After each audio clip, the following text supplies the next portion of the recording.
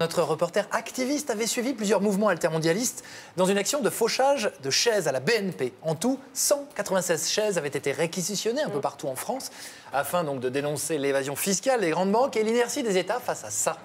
Et Sarah, sans nous prévenir, tu avais mis la main à la pâte en rentrant de reportage avec une de ces chaises. On était un peu embarrassés. Depuis, elle était abritée ici, sur notre plateau. Et cette semaine, on était un peu triste, mais il était grand temps de s'en séparer. Ouais, c'était très dur. Ça faisait 4 mois qu'elle était sur le plateau de l'autre JT.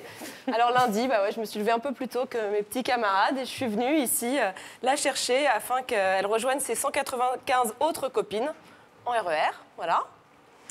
Alors, t'es sûr de trouver une place comme ça? Ça, c'est sûr. Donc, on avait rendez-vous à Châtelet avec les militants altermondialistes d'Attaque, Bizy et des Amis de la Terre. Ils avaient fait un appel public pour remettre les 196 chaises réquisitionnées pendant 4 mois dans toute la France, devant le palais de justice pour l'ouverture du procès Cahuzac. Alors, tout le monde s'est activé pour sortir toutes ces chaises des camions, parce que ça a pris du temps.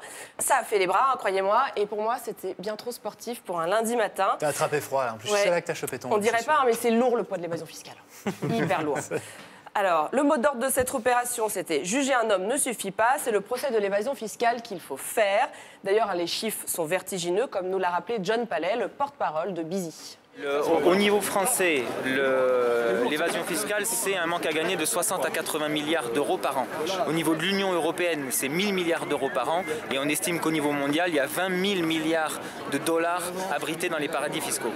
On juge Jérôme Cahuzac, mais ce n'est pas le seul problème. Et si l'évasion fiscale se limitait à Jérôme Cahuzac, on ne serait pas dans une situation aussi critique. Il y a une barrière de police nationale.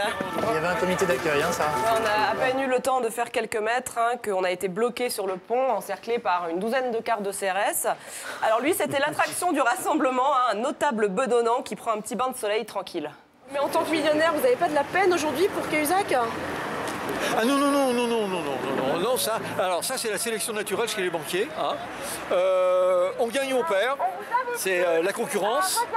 Il y a des perdants, il y a des gagnants. Alors là, on est désolé pour lui, mais maintenant, on le laisse crever, quoi, voilà. C'est un faux banquier, Sarah. Ouais, c'est un militant d'Attaque. Alors les policiers ne nous ont pas laissé passer, donc on a dû laisser les 196 chaises sur le pont. Non, la nôtre aussi. Oui, on a perdu notre chaise sur le pont. Ouais, sur le pont. C'est assez beau. Alors en même temps, on a appris que le procès Cahuzac était reporté pour des questions de procédure, donc on s'est dit que voilà, les chaises pouvaient peut-être attendre jusqu'à la prochaine audience. Vous allez improviser un jeu des chaises musicales géant, ça va être super chouette. On aurait bien aimé, mais malheureusement, une demi-heure après qu'on ait laissé les chaises, on a pu voir que la police est venue avec des camions embarquer toutes les chaises. Ok, Sarah.